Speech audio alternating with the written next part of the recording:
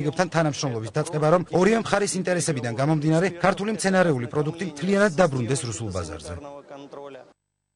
ანაკლიაში 10 მეტრამდე სანაპირო ზოლის ზღვამ წაიღო. სპეციალისტები ამტკიცებენ, რომ იგივე პრობლემის წინაშე დგას ბათუმიც. ბოლო 30 წლის განმავლობაში კი ჯამში აჭარის სანაპიროზე ზღვამ რამდენიმე ათეული ჰექტარი მიწის ფართობის თანხა. პროექტი, რომლის მიხედვითაც ბათუმის სანაპიროს მოწყობა ბულგარეთიდან ჩამოტანილი ეგრეთ წოდებული ოქროს ქვიშით იგეგმებოდა, აღარ განხორციელდება. რეგიონული განვითარების და ინფრასტრუქტურის სამინისტროში თვლიან, რომ ნაპირსამაგრის სამუშაოების ჩატარება უმჯობესია ადგილობრივი მასალით მოხდეს.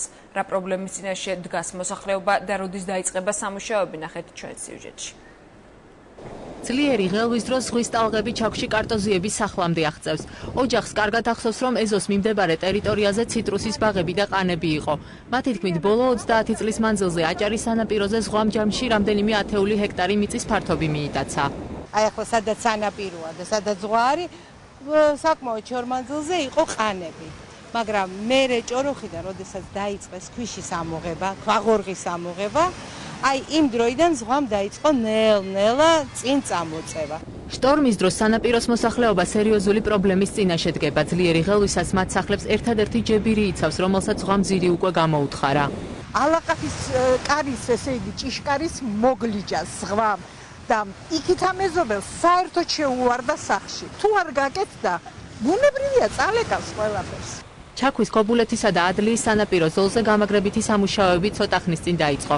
აჭარის გარემოსდაცვის სამმართველოში აცხადებენ, რომ რეკრეაციულ ზონებში დიდი რაოდენობით ქვიშის დაყრა სანაპიროს ჩამორეცხვისაგან დაიცავს. ადლიაში უნდა ჩაიყაროს 150.000, 50.000 იყრება ჩაქვში, 50.000 ხა მიმდინარეობს უკვე ბობოყვათში ჩაყრა და სექტემბრის თვეში დავიწყებთ სამსეზონის დასრულების შემდეგ 100.000 ჩაყრას ქობულეთში. ეს მონაკვეთი ჩაქვის ფაქტიურად ხედავთ, რომ პლაჟი აღარ არსებობს, ხო? საშუალოდ ნაპირი უნდა იყოს მინიმუმ 50 მეტრო, რომ ტალღამ ჩახშობა მოასწროს და მიმდებარე ინფრასტრუქტურა, კედლები, მოსახლეობა არ დაზარალოს. აჭარაში ნაპირსამაგრის სამუშაოების ჩატარების აუცილებლობაზე ადგილობრივებმაც და პოლიტიკოსებმაც აქტიურად საუბარი მიმდინარე წლის მარტში მომხდარი სტიქიის შემდეგ დაიწყეს. ძლიერი წვიმისა და შტორმის გამო ბათუმის სანაპირო ზოლის, ბულვარისა და სანიაღვრի არხების გაწმენდითი სამუშაოები რამდენიმე დღის განმავლობაში მიმდინარეობდა. აჭარაში ზარალმა 2 მილიონს გადააჭარბა. მასშტაბურმა სტიქიამ კიდევ ერთხელ დაგვანახა იმის საჭიროება, რომ მასშტაბური ნაპირდაცვის პროექტი უნდა განხორციელდეს. ბათუმის სანაპირო ზოლის 7 კილომეტრიან მონაკვეთზე ნაპირსამაგრის სამუშაოების დაწყებას რეგიონული განვითარებისა და ინფრასტრუქტურის სამინისტრო მომავალი წლიდან გეგმავს.